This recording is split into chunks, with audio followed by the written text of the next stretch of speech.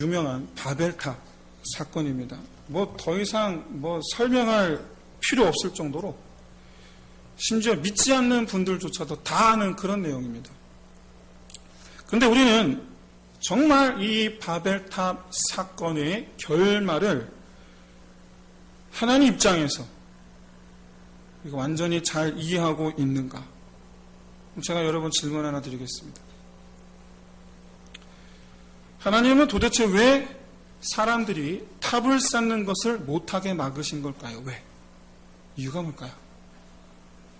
그리고 사람들을 흩으시는 방법, 언어를 혼잡하게 하사. 다시 언어를 혼잡하게 하셨다는 것은 다시 뭉치지 못하게 하신 거거든요. 그냥 딱 띄워놓는 게 아니라 언어가 다르니까 다시 모일 필요가 없는 거죠. 왜 언어를 흩어버리신 걸까? 이유가 뭘까요? 하나님은 왜 그러셨을까요? 그러셨다라는 사실은 아는데 언어를 흩으셔서 사람들로 말미암아 흩어지게 해서 더 이상 바벨 성읍과 탑을 쌓지 못하도록 막으셨다라는 사실은 아는데 왜 그러신 걸까? 여기에는 분명히 이 하나님 입장에서 용납할 수 없는 무언가가 있기 때문에 그렇습니다. 하나님 용납을 할 수가 없는, 그냥 그대로 놔둘 수가 없는. 그럼 그게 뭐냐? 그 힌트는 창세기의 큰 주제, 아니 어떻게 보면 성경의 주제죠. 바로 하나님의 나라예요. 이게 힌트예요. 의외로 여러분 어렵지 않아요. 제가 창세기 설교를 시작할 때부터 계속 강조해온 내용입니다. 하나님께서 세상을 창조하신 이유는 왜 창조하셨느냐? 사람을 왜 지으셨느냐? 그것은 바로 모든 피조물, 그 중에서도 사람이 하나님을 예배하는 나라를 세우시기 위해서예요. 말하자면 우리 인간이 모든 사람에게 있어서 인생의 가장 큰 목적이 뭐냐? 바로 어디서든 언제나 하나님을 예배하는 것이어야 해요. 이게 하나님 창조의 목적이에요. 하지만 창세기는 우리에게 뭘 보여주느냐? 이런 하나님의 계획이 다른 누구도 아닌 하나님 나라의 중심에 서서 그 역할을 감당해야 하는 인간에 의해서 어그러졌다라는 것을 보여줍니다. 처음부터 보여줘요. 그럼 그렇다고 해서 이 하나님의 계획이 이대로 무너지느냐? 그렇지 않죠? 창세기 3장 15절에서 예수 그리스도 십자가 사건을 계획하시고, 여러분 십자가 사건은 처음부터 계획된 거예요. 태초부터. 어느 날 갑자기 하나님께서 중간에 세우신 게 아니라 처음부터 인간의 죄를 범했을 때 그 순간 그 죄를 없게 하시려고, 그 죄를 해결하시려고, 그래서 하나님 나라의 중심 역할을 해야 하는 인간을 다시 죄 없는 자 삼으셔서 다시 처음 계획대로 하나님을 예배하는 데 흠이 없는 사람으로 세우시려고, 그래서 예수 그리스도의 십자가를 마련하신 거예요. 십자가 은혜로 구원받은 사람은 그래서 우리에게 뭐가 회복이 되느냐? 하나님을 예배하는 지위가 회복이 된 거예요. 그렇게 하나님 나라를 다시 완성할 계획을 세우신 것이 창세기에서 보여주는 내용이에요. 그런데 이런 하나님의 계획과는 별개로 아담의 자손들은 여전히 죄 가운데에서 허우적거리죠. 허우적거려요. 특히 이 아담의 조상들을 하나님께서 처음 창조하신 정말 말 그대로 최고의 환경 속에서 심는 족족 100배 열매를 맺는 거예요. 심는 족족. 뿌리는 족족 열매를 맺을 수밖에 없는 그런 최고의 환경 속에서 풍요로움을 누리는 그 가운데서 뭐 했느냐? 자기 본능에 따라 자기 만족을 위해서 살아요. 폭력, 권력, 물질 만능주의, 성적 타락, 이런 것들이 당시 인간의 사회를 다 뒤덮어요.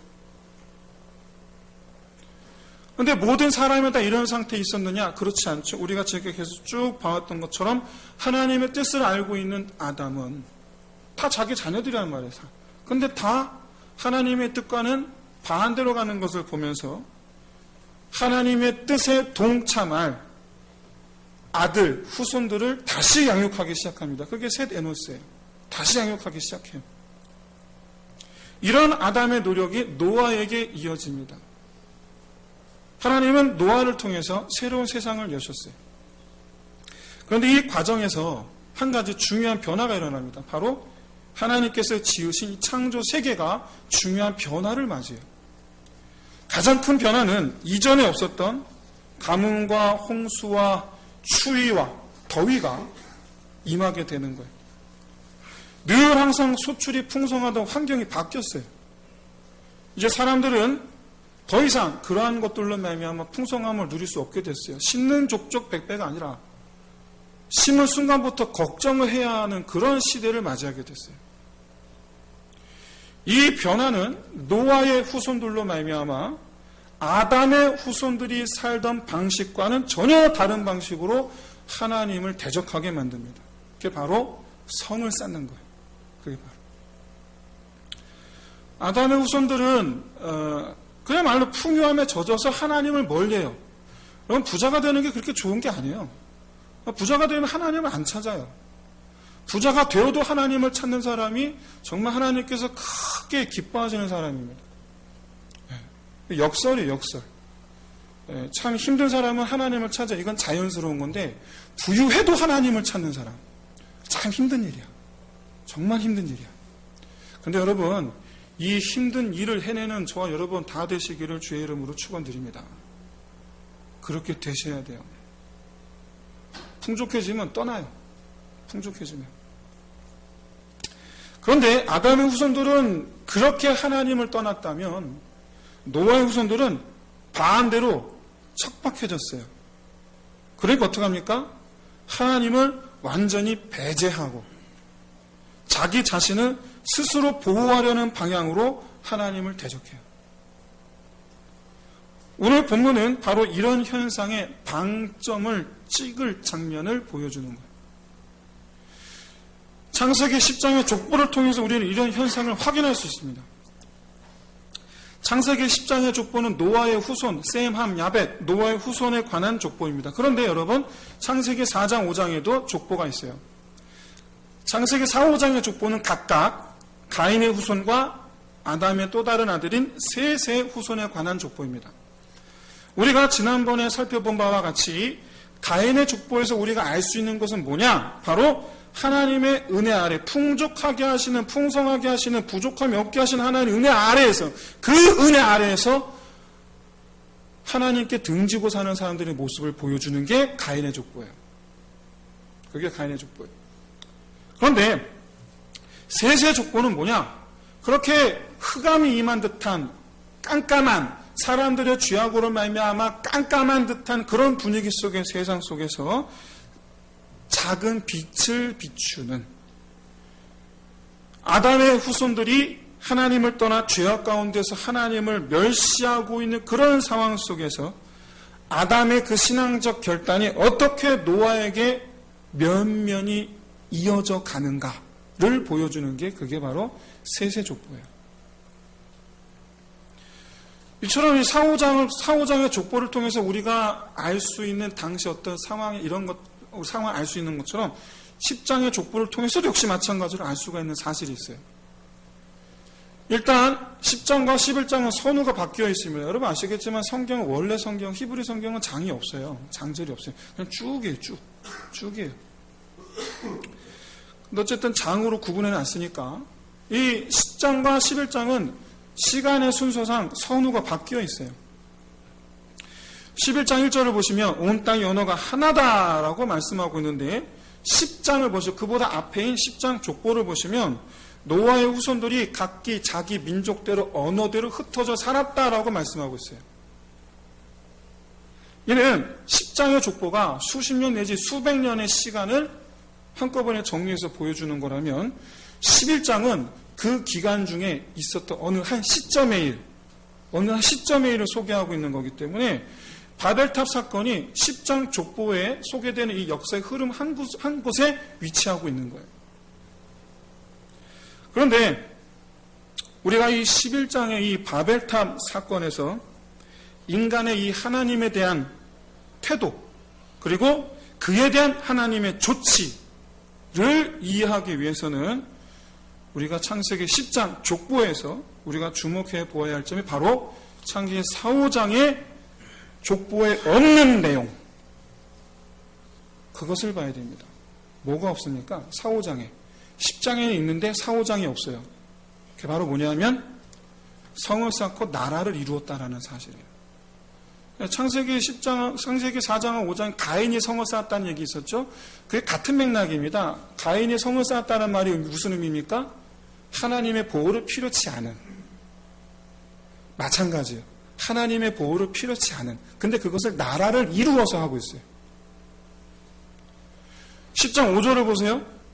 노아의 아들 야벳의 후손에 관한 말씀입니다. 이들로부터 여러 나라 백성으로 나뉘어서 각기 언어와 종족과 나라대로 바닷가와 땅에 머물렀더라. 10장 10절에서 12절을 보십시오. 니므롯이 세운 도시들이에요. 창세기 11장 20절을 보세요. 노아의 아들 함의 함의 아들 가나안 후손들에 관한 말씀이에요. 이들은 함의 자손이라 각기 족속과 언어와 지방과 나라대로였더라.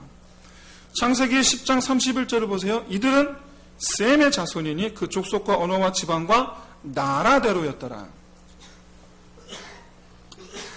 이 4, 5장과 10장의 차이에서 성경이 보여주는 의도는 이겁니다. 족보인데 의도가 있어요. 뭐냐?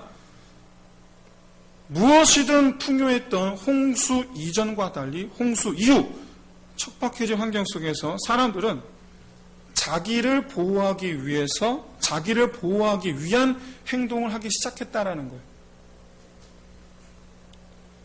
이는 하나님의 보호하심을 거부하는 몸짓이에요. 하나님의 도우심을 필요치 않는 나의 힘으로 가는 하나님께서 하늘 위에 물을 쏟으셔서 그렇게 해서 창조세계의 환경을 완전히 바꾸신 이유가 뭡니까? 단지 사람들로 하여금 척박해지게 만든 징계입니까? 아니죠. 그건 바로 에노스예요. 고난 가운데 하나님을 찾도록 하게 하신 거예요. 에노스예요. 그런데 사람들은 오히려 반대로 하나님의 뜻과는 달리 내 힘으로 헤쳐나가리라. 내 힘으로 헤쳐나가리라. 오늘 보면 11장 4절에서 노아의 후손들이 하는 말을 가만히 보십시오. 성읍과 탑을 건설하여 그 탑 꼭대기를 하늘에 닿게 하여 우리 이름을 내고 온 지면에 흩어짐을 면하자. 이 주장 속에 담긴 당시 사람들의 마음에 가장 두드러진 부분은 뭐냐면 자기들 인생에서 하나님을 배제하려는 속내가 이 마음의 중심에 가득한 거예요. 모여 살고자 하는 가장 큰 이유는 바로 척박해진 환경 때문에 홍수 때문이에요. 고난을 함께 이겨내자는 거예요. 그런데 그게 무슨 잘못입니까? 그게 그렇게 문제되진 않아요. 그런데 문제는 뭐냐?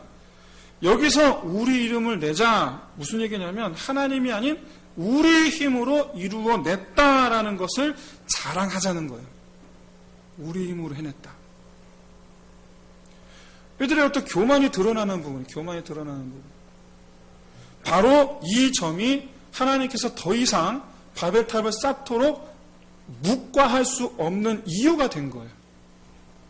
하나님께 창조하신 이유가 뭡니까? 계속해서 말씀드려요. 우리를 지으신, 우리를 이 세상에 보내신 이유가 뭡니까? 그 이유가 뭘까요? 하나님을 예배할지어다. 이게 창조의 목적이에요. 시편 150편의 모든 노래가 다 뭐라고 말씀합니까? 하나님을 예배할지어다. 이게 사람의 본분이에요. 그런데 이 창조하신 이유, 이 하나님의 뜻을 완전히 폐기시키려는 사단마귀의 계획이 바로 이 바벨탑 사건이에요. 창세기는 홍수 심판도 그렇고 무지개 언약도 그렇고 오늘 언어를 흩으신 것도 사실 다 같은 맥락입니다. 바로 뭐냐면 하나님께 더 가까이 하도록 하시려는 하나님의 손길이에요. 모든 사람이 다 하나님과 함께 호흡하고 모든 사람이 함께 하나님 도우심 아래에 있는 것. 이게 바로 하나님께서 처음 계획하신 하나님 나라의 모습이고 그렇게 되도록 하나님께서 이끌어 가시는 거예요. 물길을 만들어 가시는 거예요. 물길을. 인류의 역사를 하나의 물길이라고 생각한다면 하나님께서 물길을 이렇게 트시고 저렇게 트시는 이유는 바로 뭐냐? 하나님의 목적으로 그 물길이 나아가도록 하기 위한 거예요. 그게 바로 홍수 심판이었고 그게 무지개 언약이었고 오늘 본문에서 언어를 다르게 하신 이유예요. 물길을 트시는 거예요. 바벨성과 바벨 성읍과 탑을 쌓으려는 것은 하나님의 도우심을 벗어나려는 몸부림이에요. 당연히 바벨성과 탑은 하나님 없는 세상이에요. 하나님 없는 세상을 꿈꾸는 사람들의 몸부림. 그게 바벨성읍과 탑의 의미예요.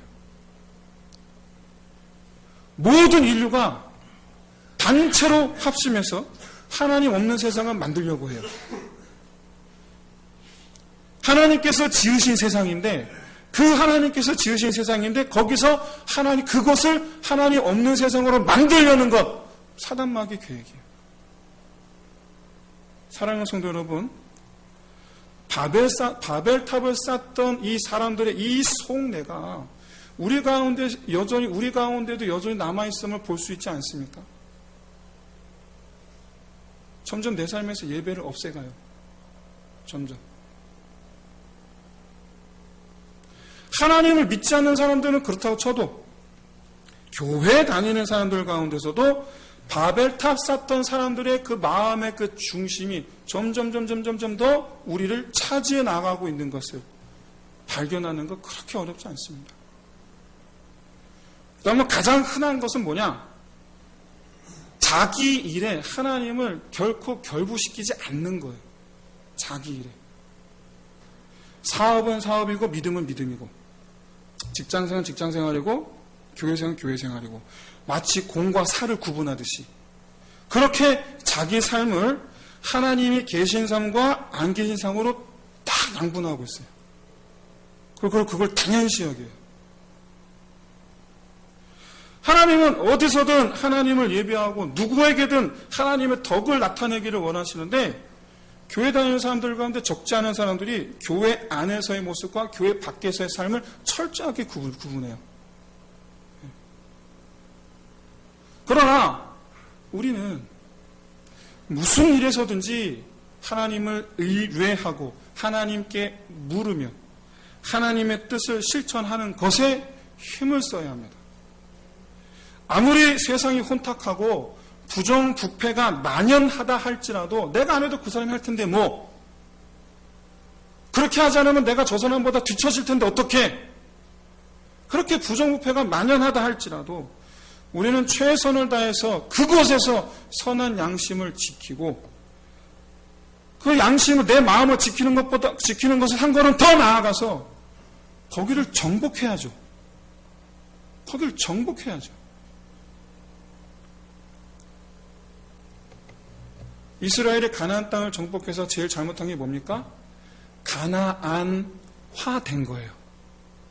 하나님께서 이스라엘에게 가나안 땅을 주신 것은 뭡니까? 그 가나안 땅을 이스라엘화 했어야 되는데 가나안 땅에 들어가서 가나안화 된 거예요. 이게 이스라엘이 멸망당한 이유예요.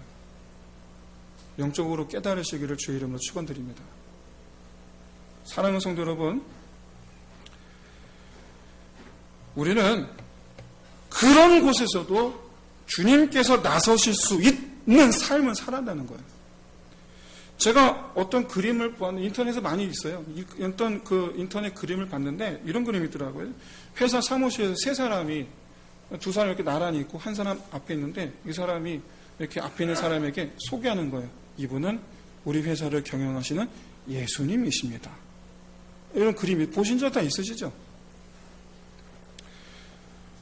사랑하는 성도 여러분, 우리는 무슨 일에서든지 하나님께서 우리 치프가 되시도록 해야 돼요. 하나님께서 우리 치프가 되셔야 돼요. 하나님이 내 얼굴이 되셔야 돼요. 내가 하는 일에 하나님 얼굴이 되셔야 돼요. 내가 하는 일의 얼굴은 하나님이셔야 돼요. 내 기업의 얼굴이셔야 되고 경영하는 내 얼굴이 되셔야 하고 직장 생활하는데 얼굴이 되셔야 하고, 내가 결제를 받아야 할 분이 되셔야 되고, 최종적으로 나한테 지시하시는 분이 되셔야 돼요. 철저하게 주님과 한 몸 공동체를 이루어야 돼요. 근데 그렇게 하지 못하는 이유가 뭡니까? 가장 대표적으로 손에 꼽을 수 있는 이유가 바로 뭐냐면 돈에 대한 우리 자세예요. 다른 이유들도 있겠지만 대표적으로 꼽으라고 한다면 돈 때문에. 최소한 돈과 관련해서는 철저하게 하나님 얼굴을 가려버리는 사람이 있어요. 하나님은 자비와 사랑과 용서를 강조하시는데 돈과 관련해서는 철저하게 무자비해요. 얼음처럼 차가워져. 하나님은 영혼을 소중히 여기시는데 사람보다 돈을 더 소중히 여겨요. 심지어 돈과 관련해서는 하나님께도 냉정해요. 심지어 나도 없는데 뭐. 이런 사람들의 마음에는 본인이 아는지 모르는지 전 잘 모르겠지만 이게 숨어 있어요. 하나님은 없어도 되지만 돈은 없으면 안 돼. 이게 우리 안에 숨어 있어요. 우리 안에. 잊지 마십시오. 주님은 두 주인을 섬길 수 없다라고 말씀하세요. 두 주인을 섬길 수 없느니라. 나보다 더 돈을 소중히 여기는 자. 과연 여러분, 하나님 나라에서 하나님께서 어떻게 생각하시겠어요? 되게 상식적인 거잖아요. 둘 중 하나예요. 부디 여러분 믿음의 결단을 하시는 저와 여러분 되시기를 진심으로 소원합니다. 저는 아까 말씀드렸어요. 분명히 말씀드렸어요. 정말 어려운 믿음의 길을 가시길 바란다고. 가난해서 하나님 의지하는 건 쉬워요? 근데 부자여도 하나님 의지하는 건 어려워요? 제 마음은 그래요. 어려운 믿음 생활 하실 수 있으시기를 바랍니다. 근데 그걸 위해선 돈보다는 하나님이 먼저예요. 이 비밀을 깨달으시기를 주의 이름으로 축원드립니다. 교회 다니는 사람들이 하나님을 배제하려는 바벨탑 사건 속 사람들을 닮은 또 다른 가장 흔한 모습, 바로 예배드리기를 싫어하는 거예요. 가장 흔한 거. 자기 삶의 예배드리는 시간을 아까워해요. 우리에겐 주어져 있는 시간이 정해져 있죠. 24시간. 24시간 시간이 정해져 있어요. 또 주어지지도 않아요. 왜 그 1시간, 2시간 예배 드리는 게 아까워? 요즘 시대는 바쁜 사람들입니다. 이러한 시대에서 교회 다니는 사람들은 크게 두 부류로 나뉩니다. 하나는 어쩔 수 없어 하고 예배 드리는 것을 포기하는 거예요. 그런데 그런 상황을 괴로워하는 게 아니라 좋아해. 좋아해. 또 다른 하나는 없는 시간 쪼개서 어떻게든 그냥 예배를 드리려고 애를 쓰는 거예요. 여러분, 상식선이에요. 하나님은 어떤 사람을 기뻐하실까요? 그냥 상식적으로 여러분 한번 생각해 보세요. 어떤 사람을 기뻐하실까? 예전에는 직장인들 가운데에서 예배에 대한 열심을 갖고 있는 사람들을 위해서 큰 교회들이, 우리 교회도 아니야. 그런데 큰 교회들이 그런 직장인들을 위해서 이 직장인을 위한 예배라는 것을 따로 마련해 줬었어요. 지금도 강남에는 그런 교회들이 있어요. 우리나라는 한때 예배 자체가 크게 부흥했던 적이 있었습니다. 근데 지금은 예배가 점점 사라지고 있어요. 개척교회들 가운데 여러분 금요철에 없는 교회 굉장히 많습니다. 없는 교회 많아요. 어떤 교회는 수요 예배 없애야 되는 거 아닌가 하고 고민하는 교회들도 있어요. 헌법에 정해져 있는데. 그럼 헌법에 정해져 있어요. 주일 예배, 수요 예배, 공예배로 헌법에 정해져 있어요. 놀라운 점은 이 수요 예배를 없애야 되는가 고민하는 교회가 여러분 우리 같은 개척교회가 아니고 기성교회들이라는 점이에요. 한국교회 성도들의 예배에 대한 자세를 하나님 과연 어떻게 보실까? 하나님께서 창조하신 목적, 우리에게 호흡을 주신 이유가 예배하게 하시기 위해서인데, 생명을 주신 이유가 예배 드리게 하기 위해서인데, 근데 우리는 점점 있던 예배마저 존폐를 결정해야 하는 그런 순간을 맞이하고 있어요, 교회들이. 근데 그런 문제가 예배의 존폐를 걱정해야 할 만큼 성도들이 줄어들고 있어서 그러느냐? 아니에요. 성도수 3,000명 교회. 주일 출석 평균 2,500명. 그런데 수요 예배는 50명. 현재 이게 한국교회 현 주소예요. 이런 마음의 중심에 이런 마음이 있는 것 같아요. 전 잘 모르겠지만 일주일에 예배 한 번이면 됐지 뭐. 일주일에 예배 한 번이면 됐지 뭐. 저는 정말로 이런 마음이 있다면 저는 하나님 입장에서 이렇게 말씀드리고 싶어요. 내가 지금 너희들에게 나한테 시간 좀 내달라고 내가 구걸하고 있는 줄 아느냐. 너희가 시간 없다고 하는데 그 시간 내가 준 거다. 그 시간 내가 준 거다. 하나님은 여러분들에게 시간을 구걸하시는 분이 아니에요.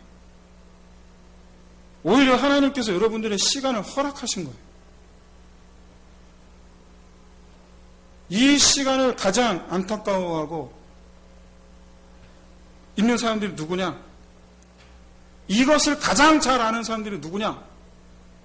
바로 남은 시간이 별로 없는 분들이에요. 남은 시간이 별로 없는 분들. 병원에서 숱하게 봐요. 숱하게 봐요. 하나님의 마음을 10분 이해하는 저와 여러분 되시기를 진심으로 소원합니다.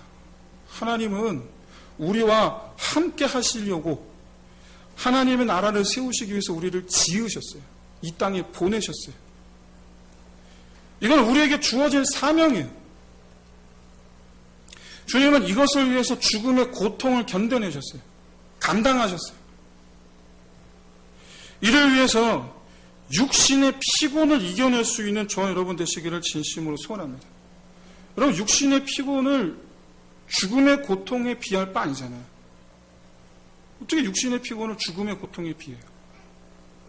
우리와 함께 하시려고 죽음을 맛보신 하나님께 육신의 피곤 때문에 하나님 만나는 시간을 아끼려고 한다면, 그럼 과연 하나님은 하나님 입장에서 여러분 어떻게 하시겠습니까? 복을 바라는 자, 복을 받는 여러분 되시기를 진심으로 소원합니다. 그 길이 뭐냐? 너무나 상식적이고 너무나 당연한 것인데, 그 너무나 상식적이고 너무나 당연한 그 길에 눈이 가리워지지 말고 눈을 뜨시기를 주의 이름으로 축원드립니다. 영적으로 어두워져 있으면 못 봐요. 시온의 대로처럼 복받는 길이 크게 열려 있는데도 그걸 못 봐. 사랑하는 성도 여러분, 이 세상에서 예배가 없어지는 것이야말로 사단마귀가 노리는 것임을 깨달으시길 바랍니다. 자꾸 저한테 주일 오후 예배 나중에 하자 그러는데, 제가 여러분 잘못 가르치는 건 아닌가라는 가끔 그런 생각이 들어요. 제가 너무 여러분의 편을 봐주는 것 같아요. 여러분, 이제부터 교회 청소 여러분들이 하세요. 왜 저한테 미루세요? 말은 이렇게 했지만 제가 할 거예요. 근데 생각을 좀 하시라고. 무슨 얘기인지 아시겠어요? 제가 여러분을 잘못 가르치는 것 같아요. 너무 편을 봐주는 것 같아요. 너무. 그거 아니에요. 정말 아니야. 하나님께 헌신은 내 생명을 드리는 것까지예요. 우리가 여기서 여러분들 정말 목도해야 하는 사실은 교회에서 예배가 없어지는 게 아니고 바로 여러분의 삶에서 예배가 사라지고 있다는 사실이에요. 여러분, 그걸 보셔야 돼요. 내 삶에서 예배가 없어지고 있다. 이게 사단이 노리는 거예요. 이거야말로 바벨탑을 쌓은 사람들의 그 속내이자 사단마귀가 노리는 것, 하나님 나라를 폐기하는 것. 예배가 없어지면 하나님 나라가 폐기되는 것입니다. 이런 시도들에 대해서 하나님께서 행하신 것을 한번 보세요. 어떻게 하셨는가? 하나님께서 인간의 언어를 달리 하셨다고 말씀하신 것 토대로 다시 한번 창세기 10장을 보시면 놀랍게도 언어를 어떻게 다르게 하셨냐면 조상의 같은 족속끼리 묶어서 언어를 달리 하셨어요. 보세요. 10장을. 조상의 같은 족속끼리 묶여 있어, 언어가. 그러니까 나하고 한 배에서 태어난 형제들은 나하고 같은 말 쓰는 거예요. 언어를 흩으신 것은 심판이 아니에요. 심판이 아니에요. 배려예요. 심판인 듯 심판 아닌 심판 같은. 근데 사실은 배려인 듯 배려 아닌 배려 같은, 이렇게 말하는 게 더 맞는 것 같아요. 이렇게 단순히 한데 뭉치려는 것을 흩으신 것이 아니고, 그 의미는 뭐냐면 흩으사 자기의 한계를 깨닫고 하나님을 찾고 하나님을 의지하게 하려는 거예요. 그게 흩으신 목적이에요. 그게 말하자면 언어를 흩으신 사건은 하나님을 찾으라는 메시지예요. 하나님을 찾으라. 이는 인간의 죄를 보심에도 불구하고 심판하지 않겠다라고 말씀하신 무지개 언약과 같은 맥락에 놓여있는 하나님의 바람이에요. 무지개 언약을 세우신 이유가 뭡니까? 그 속에 무지개 언약에 담긴 하나님의 바람은 뭐예요? 너희가 비록 죄를 지을 때 내가 심판하지 않는 것은 뭡니까? 내게로 오라. 언어를 흩으신 것은 내게로 오라. 같은 맥락이에요. 무지개 언약이나 말을 흩으신 거나. 달리 말해서 은혜예요, 은혜. 이제 말씀 마치겠습니다. 여러분, 이 바벨탑 한번 상상해 보겠습니다. 이 바벨탑에 하나님을 위한 예배당 단을 쌓고 그 높은 탑에, 여러분 혹시 저 명성교회 한번 가보셨어요? 충영교회 가보셨어요? 저 강남의 큰 분당 세회대교회 가보셨어요? 큰 교회들마다 공통점이 있더라고요. 뭐냐면 1층, 2층, 3층인데 1층, 2층, 한쪽 면이 1층, 2층, 3층 전부 다 성가대석으로 써붙여놨어요. 쭉 써붙여놨어요. 성가대가 예배드리는 3,000명이면 성가대가 한 5, 600명 되는 것 같아요. 바벨탑 안에 성가대석을 만들었더라면 과연 하나님 어떻게 반응하셨을까? 하나님은 지금도 우리가 하나님을 찾고 본래 창조의 목적대로 하나님을 예배하는 삶을 살기를 원하십니다. 하나님을 의식해 하시려고 흩으신 것을 보면서 지금 내 삶이 하나님께 드려지는 삶이 되기를 힘쓰는 저와 여러분 되시길 바랍니다. 연말연시 이제 2일밖에 남지 않은 새해, 여러분 계획을 세우고 계실 것 같아요. 이런저런 계획을 세우실 것 같아요. 그런데 과연 하나님을 위한 계획은 여러분들이 세운 계획 가운데 몇 번째 있습니까? 그리고 이런저런 여러분들이 세운 그 계획들 가운데 과연 하나님이 배제된 계획들은 몇 가지나 있습니까? 바라건대 하나님을 위한 계획을 먼저 세우시고 그 밖에 다른 모든 계획들 가운데서도 그 하나님께서 그 계획들의 치프가 되시기를 주의 이름으로 축원드립니다. 함께 이 시간 이 찬양 드리면서 함께 기도합시다.